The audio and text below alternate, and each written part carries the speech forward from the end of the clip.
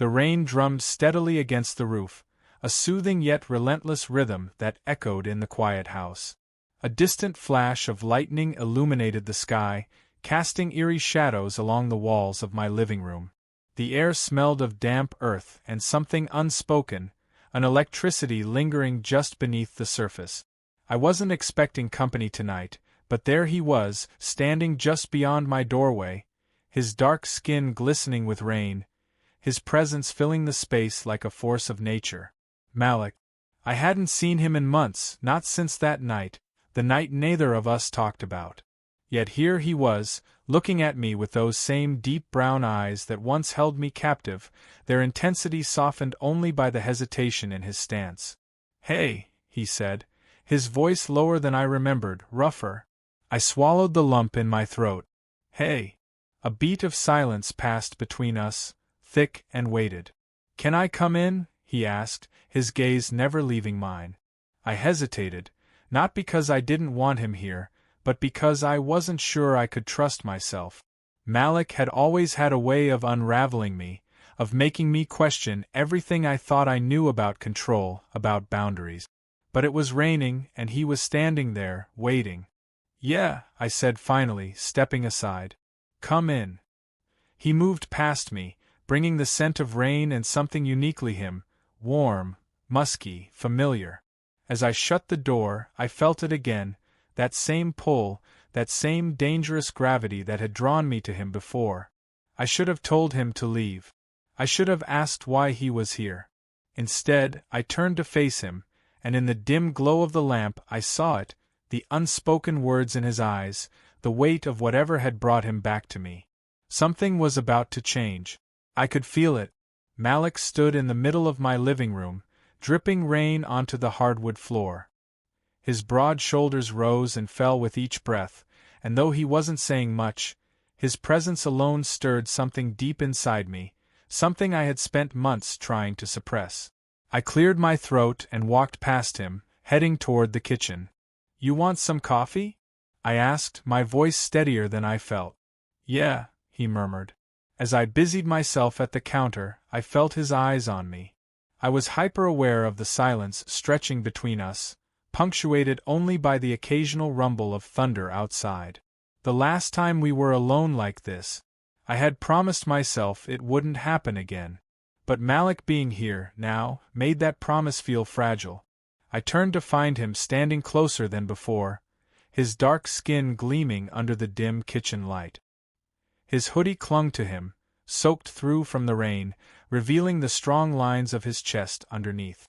"You left," he said suddenly, his voice quiet but heavy. I tightened my grip on the coffee mug. "You know why?" He exhaled sharply, rubbing a hand over his face. "Do I?" I looked up at him, really looked at him. His jaw was set, his lips slightly parted as if he were about to say more, but something held him back. I sighed and leaned against the counter. "Malik, what are you doing here?" He let out a small laugh, but there was no humor in it. "That's a funny question coming from you." I didn't respond. He took a step forward, erasing the space between us. My pulse quickened. "I tried to move on," he admitted, his voice barely above a whisper. "I told myself what happened between us was a mistake." I swallowed hard, feeling the walls I had built around myself begin to crack. "Was it?" he asked, his gaze burning into mine. I opened my mouth to answer, but the words wouldn't come. Instead, I reached for his hoodie. "You're soaked," I said, deflecting. "Take this off before you catch a cold." He stared at me for a moment, then exhaled and pulled the hoodie over his head. His undershirt clung to his torso, and I forced myself to look away. I turned to grab a towel from the laundry room. When I came back, he was standing in the middle of my living room again, his back to me. I hesitated before stepping closer, draping the towel over his shoulders. "You never answered me," he said, his voice softer now. I sighed. "I don't know, Malik." He turned to face me, and suddenly, we were too close again, so close I could feel the warmth of his body despite the damp chill of his clothes. "You do know," he whispered. "You just don't want to say it." My breath caught in my throat. Another flash of lightning filled the room, and for a moment, everything else faded. The storm, the past, the consequences. All I could see was him. His fingers brushed against mine, hesitant but deliberate. It was the smallest touch, but it sent a jolt through me. I should have stepped back. I should have told him to leave. But I didn't. Instead, I let the moment stretch between us, charged and dangerous. The storm outside grew stronger, wind rattling the windows, rain pounding harder against the roof. It was as if the world itself was mirroring the turmoil inside me. And then, Malik took my hand. I inhaled sharply, but I didn't pull away. "I didn't come here to make this harder," he murmured. "Then why did you?" He hesitated. "Because I needed to see you." I closed my eyes for a second, trying to block out the emotions threatening to consume me. "This can't happen again," I whispered. Malik's grip on my hand tightened. "Why not?" I opened my mouth, but once again, no words came. "Because I wanted it to happen. Because I never stopped wanting him." The electricity in the room was suffocating, and the way he looked at me, like he was waiting for me to break first, was unbearable. And maybe I did. Because when he leaned in slightly, I didn't stop him. When his forehead pressed against mine, I didn't move away. And when his breath ghosted over my lips, I exhaled shakily, letting the moment take hold of me. But before anything else could happen, a sudden crash of thunder shook the house, jolting us both back to reality. I stepped back, breaking the moment. "Malik, we can't." His jaw clenched, disappointment flickering in his eyes. "Then tell me you don't want me," he challenged. I couldn't. And he knew it. The storm outside raged on, but inside, it was nothing compared to the chaos between us. The storm outside was relentless, shaking the windows and howling through the trees. But the real storm was in this room, between us, unspoken words, unresolved tension, and the weight of every choice we had yet to make. Malik stood there, his dark skin glowing in the dim light, his chest rising and falling in a rhythm that didn't match the calm I was trying to force into my own breath. His eyes were locked onto mine, waiting, no, daring me, to say something, to do something. But I couldn't. Because I knew that if I did, everything would spiral beyond my control. "You can't even say it, can you?" Malik's voice was low, edged with frustration. "You can't tell me you don't want me." I swallowed hard. My silence was an answer in itself. Malik exhaled sharply and turned away, raking a hand over his damp curls. "You act like this is impossible," he muttered. "Like we haven't already been here before." I clenched my fists, trying to steady myself. "That's exactly the problem," I said, my voice tight. "We have been here before. And look how that ended." His back tensed. "It ended because you walked away," he said, turning to face me again. "Not because I wanted you to." I ran a hand over my face. The memory of that night, the last time we stood this close, this vulnerable, played like a haunting melody in my mind. The way I had let myself get lost in him. The way I had pulled back at the last second, convincing myself that we couldn't, that we shouldn't. And now, months later, he was here again. And I was still the same coward. The rain hit harder against the windows, and a flash of lightning illuminated the room in a stark, white glow. In that brief second, I saw everything on his face: frustration, longing, something deeper, something he wasn't saying. "Why did you really come here, Malik?" I asked, my voice barely above a whisper. He hesitated, his jaw tightening. Then, finally, he spoke. "Because I needed to know," he said. "I needed to know if I was crazy for feeling like this wasn't over. Like we were never really done." His words hit me harder than the thunder that rumbled through the house. I sucked in a sharp breath. "Malik." He took a step forward, closing the space between us again. "Tell me you don't feel it," he said, his voice softer now, but no less intense. "Tell me this doesn't keep you up at night." I bit the inside of my cheek, resisting the truth that wanted to spill from my lip. But then, he reached out, his fingers barely grazing my wrist, his touch hesitant, like he was giving me a choice. to pull away, or to finally let go. And God help me, I didn't move. His fingers slid up my arm, slow and deliberate, as if testing to see if I would stop him. When I didn't, he stepped even closer, so close that his body heat cut through the chill in the room. I could smell the rain on his skin, could feel the tension radiating from him. And then, so softly it almost got lost beneath the sound of the storm, he whispered, "Let me in." My breath hitched. This was the moment. The moment I either let myself drown in the tide I had been resisting for so long, or the moment I walked away again. I didn't know which would destroy me more. Malik's gaze searched mine, waiting for an answer. He was giving me the power to either break this cycle or to surrender to it. And for the first time, I didn't think. I didn't analyze, didn't weigh the consequences. I just let go. With a sharp inhale, I grabbed the back of his neck and pulled him toward me. The moment our lips met, it was like a dam breaking, a rush of everything we had been holding back, everything I had been too afraid to admit. His hands gripped my waist, firm and desperate, as if he had been waiting for this just as much as I had. The storm outside was nothing compared to what raged between us. I didn't know if this was a mistake. I didn't know if I would regret this tomorrow. But right now, with Malik in my arms, his breath mingling with mine, his touch searing against my skin, I didn't care. Because this was inevitable. And there was no turning back now. The kiss lingered between us, heavy and intoxicating.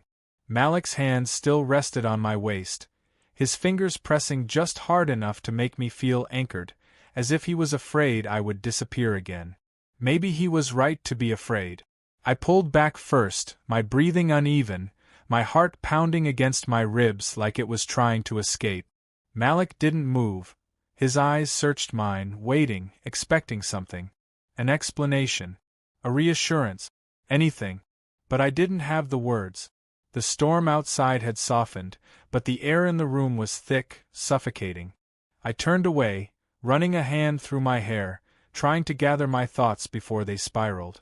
I started, but I didn't even know how to finish that sentence. "This is real," Malik said, his voice steady, like he was daring me to argue. "You know it is." I let out a shaky breath. "That doesn't mean it should have happened." He let out a bitter laugh, stepping back. "Here we go again." "Malik." "No," he shook his head, frustration laced in his tone. "Don't do this.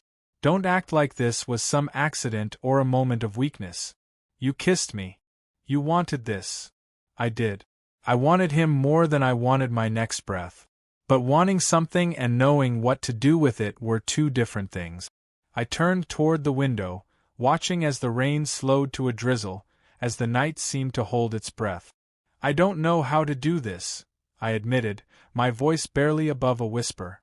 Malik sighed, rubbing a hand over his face. "Then let me show you." My throat tightened. He made it sound so simple. So easy. But nothing about this was easy. "I don't want to hurt you," I said, finally facing him. His eyes softened. "Then don't." I swallowed hard. "It's not that simple." He took a step closer, his expression unreadable. "Isn't it?" Silence stretched between us. The tension had changed. It wasn't charged with desire anymore. It was something else now. Something heavier. Malik exhaled, shaking his head. "You're scared." I didn't deny it. He let out a small, humorless laugh. "You think if you let this happen, it'll ruin everything. But walking away? That's what's really gonna destroy us." I clenched my jaw, trying to hold myself together. Malik's voice softened. "I don't need you to have all the answers. I just need you to stop running." I wanted to believe it could be that simple. That I could just take his hand and let myself fall into whatever this was. But fear had been my companion for too long. I took a step back. "I need time." Malik's jaw tightened, but he nodded, like he had expected that answer. "And if I give you time, are you actually gonna use it? Or are you just gonna find another excuse to push me away?" I didn't answer. Because I didn't know. The storm had passed, but inside I was still drowning. Malik studied me for a long moment before he nodded again, more to himself than to me. Then he grabbed his hoodie from the chair and headed for the door. And this time, I didn't stop him. The door closed behind him, leaving me alone in the silence. And for the first time in a long time, I didn't feel relief. I felt like I had just lost something I might never get back. The house felt emptier the moment Malik was gone. The air was still thick with his presence. His scent, the warmth he left behind, the ghost of his touch on my skin. I exhaled slowly, dragging a hand over my face. My body still ached from the tension of holding back, from the war I had fought within myself. The storm outside had quieted completely. The rain had stopped. The wind had died down. But inside, my mind was still raging. I moved toward the window and pulled back the curtain just in time to see Malik step into his car. He hesitated for a moment, gripping the steering wheel, his head bowed like he was trying to decide if he should turn back. For a second, I thought he would. For a second, I wanted him to. But then he started the engine, and just like that, he was gone. I let the curtain fall back into place, my chest tightening. Had I made a mistake? Had I just let go of something, someone, who could have been the best thing that had ever happened to me? I sank onto the couch, my mind racing. I wanted to tell myself I had done the right thing. That this was the logical choice. That I was protecting both of us from something messy, something complicated. But why, then, did I feel so hollow? I picked up my phone, my thumb hovering over his name. I could text him. Call him. Tell him to come back. Tell him I didn't mean it. But I didn't. Because I was a coward.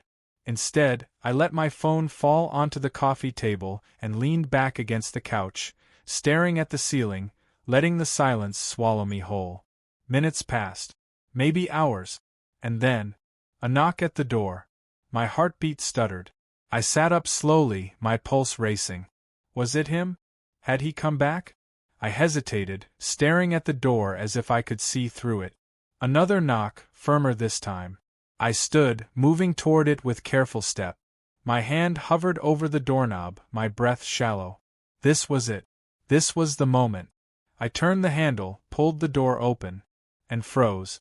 Because it wasn't Malik. It was someone else. Someone I never expected to see standing there.